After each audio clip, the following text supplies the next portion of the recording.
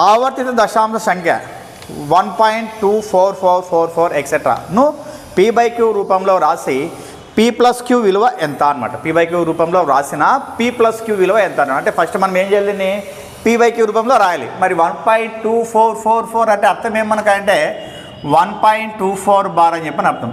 ఇంతకుముందు మనం చెప్పుకున్నాం షార్ట్కట్ ఫామ్లో ఏ విధంగా అంటే P/Q రాసేది A.BCD బార్ అని చెప్పిన ఈ విధంగా ఉన్నప్పుడు ఏం చేస్తామంటే 0.2 బార్ తీసేసి మొత్తాన్ని రాస్తాం ABCD అని. తర్వాత ఏం చేస్తామంటే బార్ లేని పార్ట్ని మైనస్ చేస్తాం, అంటే పాయింట్ తీసేస్తాం అనమాట. ఏముంది, బార్ లేని పార్ట్ AB ఉంది కాబట్టి AB రాస్తా. నెక్స్ట్ ఆ తర్వాత పాయింట్కి రైట్ సైడ్ మాత్రమే తీసుకుంటాం. డినామినేటర్ సంబంధించి ఏం చేస్తామంటే పాయింట్కి రైట్ సైడ్ మాత్రం తీసుకుంటాం. ఏముంది అంటే మనకు 2 డిజిట్స్కి బార్ ఉంది కాబట్టి ఏం చేస్తా అంటే 2 9s వేస్తా. ఎన్ని డిజిట్స్కి అయితే బార్ ఉంటుందో అన్ని 9s వేయాలి. తర్వాత ఎన్ని డిజిట్స్కి అయితే బార్ ఉండదో అన్ని జీరోస్ వేయాలి. ఒక డిజిట్కి మాత్రమే బార్ లేదు కాబట్టి ఏం చేస్తా, ఒక 0 వేస్తాం. ఇది మనకి షార్ట్కట్ ఫామ్ అండి. ఇప్పుడు మనం ఏం చేయొచ్చు, 1.24 బార్ తీసుకుంటే ఏం చేస్తా 124 రాస్తా. మైనస్ అని చెప్పి నేను ఏం చేస్తా 12 చేస్తా.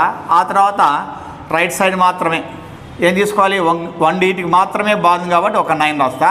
మళ్ళీ ఒక డిజిట్కి మాత్రమే బార్ లేదు కాబట్టి ఒక 0 రాస్తా. ఏమొస్తుంది, 124 - 12 అంటే 112/90 వస్తుంది. ఎంత వస్తుంది, 112/90 వస్తుంది. మనకి ఏమన్నాడు వాడు P+Q వాల్యూ అన్నాడు. కానీ ఇక్కడ అబ్జర్వ్ చేస్తే వాల్యూస్ కూడా ఏ విధంగా ఉన్నాయంటే 105, తర్వాత 101, తర్వాత 106, తర్వాత 111 ఉన్నాయి. ఇక్కడ అబ్జర్వ్ చేస్తే రెండింటిని మనము P/Q ఫామ్ అని చెప్పి అనుకున్నాం అనుకోండి. P = 112 అవుతుంది, Q = 90 అవుతుంది. కానీ యాడ్ చేస్తే ఇక్కడున్న వాల్యూస్ కంటే ఇది ఎక్కువ వస్తుంది.